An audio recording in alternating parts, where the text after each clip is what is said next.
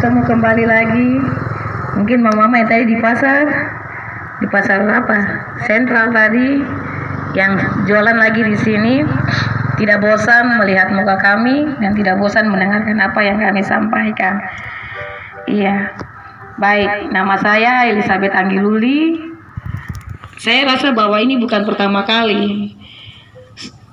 Mungkin sudah 4 kali atau lebih kami berkhotbah di sini, pas itu di situ trotoar, dan beberapa pesan Tuhan sudah saya sampaikan, baik lewat firman Tuhan ataupun lewat nubuatan.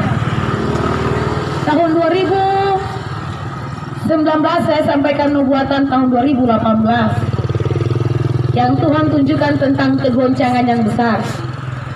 Yang masih ingat khotbah kami dan masih hafal muka kami pasti tahu apa yang Tuhan sampaikan buat gereja Tuhan itu akan menuju kepada penggenapannya. Ya, sebelum itu saya mau nyanyi satu pujian dulu. Tim musik bisa iringi saya. Pujian ini terambil dari Yesaya 60. Bangkitlah menjadi teranglah, kegelapan menutupi bumi, kekelaman menutupi bangsa-bangsa. Kemuliaan Tuhan terbit atasmu. Angkatlah mukamu sekeliling, bangsa-bangsa berduyun-duyun datang kepadamu. Kemuliaannya menjadi nyata terbit atasmu. Pada waktu itu engkau heran dan tercengang, kelimpahan beralih kepadamu. Tuhan lakukan perkara yang besar dengan segera pada waktunya. Pujian tadi dari Yesaya 60 ayat pertama dan seterusnya. Firman Tuhan berkata, engkau bangkitlah, karena terangmu telah datang dan kemuliaan Tuhan terbit atasmu. Kegelapan sudah menutupi bangsa-bangsa, kekelaman sudah menutupi bumi. Bapak, Ibu, saudara-saudara, peristiwa-peristiwa yang terjadi memberi ketakutan yang luar biasa, memberikan kekhawatiran yang berlebihan bagi setiap manusia. Alkitab berkata bahwa di tengah-tengah kekelaman, di tengah-tengah kegelapan dunia, engkau harus bangkit dan menjadi terang bagi setiap orang. Dunia boleh khawatir, dunia sedang mengalami ketakutan, dunia sedang menginginkan sebuah jawaban. Saudara, ketika saudara percaya akan Tuhan, saudara orang Kristen, dalam firman Tuhan, saudara mempercayai Yesus Kristus, ada jaminan atas kehidupanmu. Kita bukan asal percaya dan kita tidak tahu apa yang kita percayai. Sehingga sore hari ini kami tim penginjilan kami berdiri dan menyampaikan, kalau hari-hari ini dunia digoncangkan dengan virus atau wabah sakit penyakit, rumah sakit itu banyak orang, rumah sakit banyak pasien, rumah sakit siaga 1, dokter, mantri, suster, dan segala macamnya mereka siaga. Saya mau sampaikan untuk saudara dengan saya, gereja Tuhan pun juga harus siaga di dalam Tuhan. Dokter lakukan bagiannya karena dia dokter. Suster dan mantri mereka melakukan bagian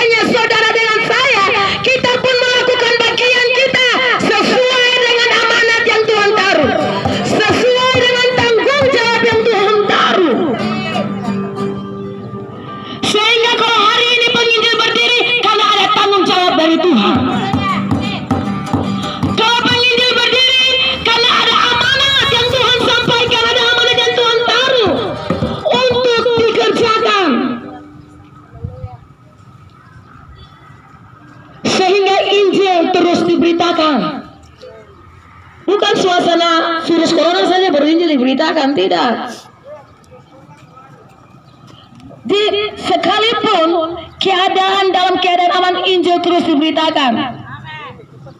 Saya mau sampaikan firman Tuhan untuk kita semua sore hari ini. Tadi di Pasar Sentral saya sudah bagikan. Bapak Ibu orang percaya, orang Kristen, ataupun di tempat ini ada yang Islam, saudara-saudara saya yang Muslim, yang Islam, ataupun yang Kristen hari ini, kita harus melihat peristiwa yang terjadi, kita melihat dari segi Tuhan. Kalau pemerintah boleh kasih solusi karena dari apa yang mereka pelajari, dokter bisa kasih jawaban karena dia sudah otopsi, dia sudah pelajari, dia sudah analisa, baru dia bisa kasih keluar, oh ini solusinya seperti ini. Saya mau sampaikan untuk kita, peristiwa demi peristiwa yang terjadi, mari kita melihat dari sudut pandang Allah. Ketika Yesus bersama dengan murid-muridnya di Bukit Zaitun, Yesus berkata kepada murid-muridnya. Pada saat itu murid-murid dari Yesus berkata begini, mereka bertanya kepada Tuhan Yesus, Tuhan atau Guru, bagaimanakah tanda tentang kesudahan zaman? Kalau orang Islam berkata hari kiamat, kiamat kecil, kiamat besar. Saya tidak tahu kiamat kecil, kiamat besar seperti apa, atau mungkin peristiwa kecil, peristiwa besar. Nah itu kalau dalam agama Islam bilang kiamat kecil, kiamat besar. Kalau dalam Alkitab kita tidak tulis kiamat. Dalam Alkitab kita berbicara tentang akhir zaman atau kedatangan Yesus Kristus pada kali kedua. Dari Matius 24 firman Tuhan berkata, Yesus telah berbicara tentang akhir zaman. Jadi kalau peristiwa demi peristiwa terjadi, saudara yang tahu firman Tuhan, saudara tidak akan kaget dengan apa yang sedang terjadi. Ketika saudara tahu firman Tuhan, saudara tidak khawatir yang berlebihan. Karena apa? Firman sudah menggariskannya. Alkitab sudah menggariskannya. Yesus berkata, menjelang kedatanganku pada kali kedua, peristiwa demi peristiwa akan terjadi. Bangsa akan bangkit melawan bangsa, kerajaan akan bangkit melawan kerajaan, akan terjadi gempa bumi yang dahsyat, akan jadi kelaparan, akan ada kelaparan di berbagai tempat. Kalau besok Pak Jokowi dia setuju dengan apa? Lockdown, maka kita akan masuk dalam krisis. Karena apa? Distribusi produksi semua dihentikan, aktivitas manusia dihentikan. Kita akan masuk krisis moneter dan akan berdampak pada ekonomi. Yesus sudah mengatakan itu. Semua itu harus terjadi. Tetapi ayat yang ke-7 dan ayat ke-8. Tapi janganlah engkau khawatir. Berawas-awaslah, sebab itu Allah permulaan zaman baru. Peristiwa-peristiwa akan terjadi. Akan terjadi kelaparan. Gempa bumi akan terjadi. Hari-hari ini dunia sedang digemparkan dengan virus. Tuhan bilang itu akan terjadi.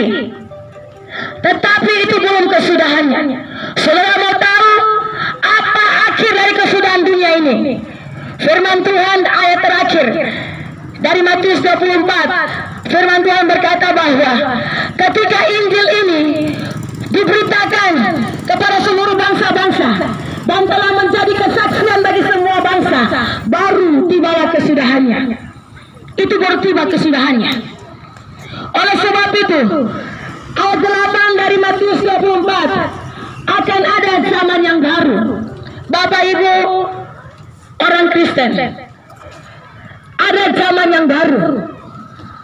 Kalau zaman Nuh itu saja negara yang bernapas Tuhan bunuh mereka. Hanya Nuh dan istri dan 3 anaknya dan 3 anak mantunya dengan binatang-binatang yang sudah dia bawa masuk ke dalam Bahtera. Hanya itu saja yang diselamatkan. Alkitab berkata 8 orang yang ada dalam Bahtera yang diselamatkan Tuhan. Mereka itu yang Tuhan berkati. Ketika bumi ini sudah Tuhan hancurkan dengan air bah. Akhir zaman, Alkitab berkata, bumi yang saat ini saudara hidupi, bumi ini dipelihara oleh api dan akan dihanguskan oleh api. Jadi jangan bangga dengan uang yang banyak. Jangan bangga dengan jabatan yang dimiliki. Jangan bangga karena usaha-usaha yang besar. Hidup di dunia ini hidup yang sementara. Kita menumpang. Ketika manusia sudah tidak dengar lagi hamba-hamba Tuhan, firman Tuhan yang telah disampaikan, baik pendeta, penginjil, Tuhan akan berbicara dengan cara Tuhan sendiri. Di saat tahun kemarin banjir bandang, Tuhan sedang berbicara lewat banjir bandang. Saat ini Tuhan sedang berbicara bagi bangsa-bangsa. Karena apa? Manusia mau samakan diri dengan Tuhan. Akhir zaman, kepintaran manusia, kecanggihan teknologi akan membuat kita semakin dekat kepada antikristus, pemerintahan antikristus. Jadi persiapan rohani saudara, suka tidak suka, mau tidak mau, kita akan masuk dalam tahap itu. Tahap penganiayaan yang besar akan terjadi. Yang belum pernah terjadi akan terjadi. Akan terjadi di bumi. Alkitab yang saudara baca itu bukan cerita dongeng. Itu bukan cerita biasa. Tapi itu firman. Langit boleh berlalu, bumi boleh berlalu, tapi satu iota perkataan Tuhan tidak akan berlalu. Akan digenapi. Jadi mari, Bapak Ibu yang masih hidup dalam kekristenan yang lama, masih hidup dalam kehidupan yang lama, kehidupan yang tidak mempermuliakan Tuhan, kita beranjak, ambil komitmen sungguh-sungguh dengan Tuhan. Kalau selama ini saya tidak serius dengan Tuhan, lewat keadaan yang ada saya mengambil komitmen saya lebih serius lagi dengan Tuhan. Kalau selama ini saudara jarang berdoa, lewat hal-hal yang terjadi, engkau harus hubunganmu dengan Tuhan kembali lewat doamu. Bangun mesbah di hadapan Tuhan. Saudara masih ingat peristiwa, kalau saudara baca Alkitab, satu peristiwa yang terjadi oleh Daud. Oleh Daud di tengah-tengah bangsa Israel. Saudara baca dalam 2 Samuel pasal yang ke-24, itu juga ada diulangi dalam kitab Tawarik. Tapi dalam 2 Samuel yang saya mau bagikan dalam 2 Samuel pasal yang ke-24, pasal yang terakhir dari kitab 2 Samuel. Di situ ada sebuah peristiwa yang terjadi. Kita baca Alkitab dan kita lihat apa yang ditunjukkan oleh Tuhan supaya kita melihat teladan itu dan kita lakukan. Pada zamannya Daud, Tuhan izinkan 3 hal terjadi. Kelaparan pedang dan sabar yang Tuhan izinkan terjadi oleh bangsa Israel. Tuhan izinkan terjadi di tengah-tengah umat Israel. Saudara tahu Israel ini umat pilihan Tuhan. Tetapi kenapa Tuhan izinkan itu terjadi, hukuman itu terjadi bagi mereka? Karena apa? Karena Daud berbuat salah kepada Tuhan. Daud berdosa kepada Tuhan. Sehingga Tuhan izinkan penyakit sampar diderita selama 3 hari oleh bangsa Israel. Ketika Daud lihat itu, Daud sadar karena Daud ditegur oleh seorang nabi penglihat. Ketika Daud ditegur, dia sadar, dia datang kepada Tuhan. Alkitab berkata, Daud membangun mezbah di hadapan Tuhan, maka tula itu berhenti. Penyakit virus corona itu adalah tula, itu adalah sampah Saudara masih ingat 10 tulah yang terjadi di Mesir? Sampai terakhir adalah maut, kematian anak-anak sulung. Pada saat itu orang-orang Mesir Tuhan binasakan mereka. Saya mau sampaikan akhir zaman. Apa yang pernah Tuhan buat 10 tulah di bangsa Mesir, Tuhan akan pertontonkan kembali di akhir zaman.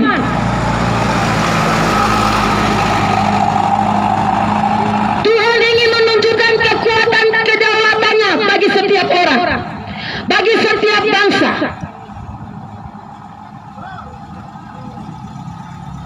Itu yang akan terjadi ketika tulah itu melanda Mesir. Hanya Mesbah yang membuat tulah itu berhenti. Kalau besok di Papua, saya tidak minta ya, tapi kalau besok di Papua tulah sedang melanda, penyakit sambar melanda tanah Papua, saya mau sampaikan firman Tuhan ini. Saudara baca firman Tuhan dalam 2 Samuel pasal 24. Mesbah didirikan, tulah berhenti. Kalau besok Papua mengalami demikian, dirikan Mesbah, maka tulah itu akan berhenti. Apa itu Mesbah? Mesbah itu doa. Doa di dalam keluarga. Orang yang menganggap sepele, orang yang menganggap pintar, orang yang menganggap dirinya kuat, sampai dimanapun kita akan jatuh. Sefanya pasal yang pertama ayat 14. Perikopnya itu hari Tuhan. Sesungguhnya hari Tuhan itu datang dengan cepat, dan hari Tuhan itu pahit. Pahlawan pun akan menangis. Saya mau sampaikan hal ini buat saudara dengan saya. Detik-detik kedatangan Tuhan, saudara akan lihat demi peristiwa. Tuhan akan tunjukkan lewat peristiwa demi peristiwa. Tanda-tanda itu saudara akan melihatnya. Sehingga kekristenan kita, kekristenan yang biasa, kekristenan potong pusat, kekristenan KTP, kekristenan rutinitas, kita harus tinggalkan itu. Karena orang Kristen biasa akan tersingkir. Engkau akan mati, engkau punah. Engkau menjadi penonton. Mazmur berkata, orang yang akan mewarisi negeri, orang yang takut akan Tuhan. Biar saudara orang Papua, biar saudara orang Kristen, biar saudara anak asli negeri Suplori. Tapi kalau saudara tidak takut Tuhan, saudara akan punah habis. Saudara menjadi penonton, tidak nikmati hasil negeri. Karena kita memberontak dengan Tuhan. Kita lihat contoh bangsa Israel. Jangan ambil contoh yang lain. Kita lihat contoh bangsa Israel. Bagaimana perjalanan mereka. Mari kita bertobat. Dan untuk saudara-saudara yang muslim juga, saya yang sampaikan depan saudara, saya dari latar belakang demikian. Saya dari Fakfak, latar belakang saya Islam. Tuhan tanggap lewat peristiwa. Tadi di pasal saya bicara tentang zaman baru atau manusia baru. Saya mengalami hal demikian. Diperbaharui di dalam roh. Saya terima Tuhan Yesus Kristus bukan karena pendeta dia berbicara firman seperti ini, tidak. Saya menerima Tuhan pada saat itu dalam keadaan saya mengalami kuasa Roh Kudus. Seorang pendoa syafaat pepang tangan, badan saya gemetar. Badan saya gemetar dari tulang. Mau berhenti tidak bisa berhenti. Dan itu terjadi 1 hari, 2 hari, sampai 3 hari ke depan. Saya bingung. Saya sakitkah? Saya tanya diri saya, apakah saya sakit? Ketika saya bertanya, muncullah cahaya Tuhan buat saya. Dan dia panggil nama saya. Nama Islam saya itu Fatma. KTP saya masih pakai kerudung, KTP Islam. Sampai hari ini saya terima Tuhan Yesus Kristus karena baptisan Roh Kudus. Makanya saya mau sampaikan untuk mama-mama yang ada depan sini, untuk orang Kristen, saudara harus diperbarui di dalam roh. Saudara harus mengalami Roh Kudus. Banyak orang Kristen bicara Roh Kudus tapi tidak tahu manifestasi Roh Kudus. Banyak orang Kristen bicara tentang kuasa tapi tidak mengalami kuasa dalam hidup. Kita bicara mujizat, kita harus mengalami mujizat di dalam Tuhan. Saya mengalami hal demikian karena roh itulah Ia berkata, inilah aku Yesus Kristus, terimalah aku. 1 Korintus 12 ayat 3 bagian B. Tidak ada seorang pun dapat mengakui Yesus Kristus kecuali roh Allah yang bekerja dalam dirinya. Ketika Roh Kudus masuk dalam hati kita, Dia bekerja, maka Dia menuntun kita kepada jalan yang benar. Jadi kalau orang Kristen sampai hari ini jalannya masih liku-liku, masih kiri kanan ular, berarti belum ada Roh Kudus. Seperti itu ya. Saya bersaksi, itu kesaksian saya. Sehingga kalau hari ini saya masih berdiri, semua oleh karena Tuhan. Sebenarnya tidak ada kemampuan. Tidak ada kemampuan untuk berbicara seperti ini. Karena saya bukan orang teologi ya. Tidak ambil teologi, tidak ambil pendidikan yang 3 bulan tidak ada. Tapi karena Tuhan yang tidak bisa menjadi bisa. Amin. Itulah Tuhan, kita lambaikan tangan saudara kepada Yesus. Ketika ada roh Tuhan dalam hidup saudara, saudara membangun hubungan dengan Tuhan, Tuhan berbicara atas hidupmu. Tuhan menyampaikan. Sebelum terjadi peristiwa, Tuhan sampaikan. Sebelum Tuhan menutup bumi dengan air bah, Tuhan berbicara kepada Nuh. Sebelum Tuhan hukum Mesir dengan 10 tulah, Tuhan utus Musa dan saudaranya Harun berbicara kepada Firaun. Sebelum Tuhan izinkan peristiwa itu, Musa dengan Harun sudah berbicara. Begitupun akhir zaman, sebelum peristiwa terjadi, hamba-hamba Tuhan akan berbicara. Apa yang akan menuju ke sana, apa yang hendak Tuhan lakukan, Tuhan akan berbicara kepada gereja yang hidup. Jangan kita bilang Roh Kudus itu orang Pantekosta yang punya. Ini pemikiran yang sempit. Kita harus buang pemikiran itu. Roh Kudus itu milik semua orang. Saya yang Islam aja, Roh Kudus bisa turun. Amin. Jadi kita akan berdoa. Kalau orang Kristen acuh tak acuh supaya Tuhan pakai orang lain. Karena Alkitab sudah menggaris kambing domba kedar Tuhan akan bawa untuk menyemarakan rumah keagungan Tuhan. Kambing domba kedar itu Ismail, keturunan Ismail, Islam. Tuhan akan hadir buat mereka lewat mimpi, lewat penglihatan. Tuhan akan hadir. Akan terjadi tuaian besar di tahun 2020 ini. Mulai tahun 2019 banjir bandang di Sentani, sampai kita masuk di tahun 2020, awal-awal peristiwa-peristiwa ini sudah muncul. Kita sedang menuju kepada tuaian-tuaian akhir. Baik itu bencana alam, bahkan tuaian tentang jiwa-jiwa. Itu akan berlangsung. Jadi mari kita kuat di dalam Tuhan, kita diperbaharui di dalam Tuhan, kita sungguh-sungguh lebih dalam lagi kita dengan Tuhan, supaya kita menjadi pelaku, kita sama-sama menuai. Kita tidak menjadi penonton, tapi kita sama-sama bekerja. Seperti itu. Ya, saya berikan untuk jobnya Bapak Gembala dulu.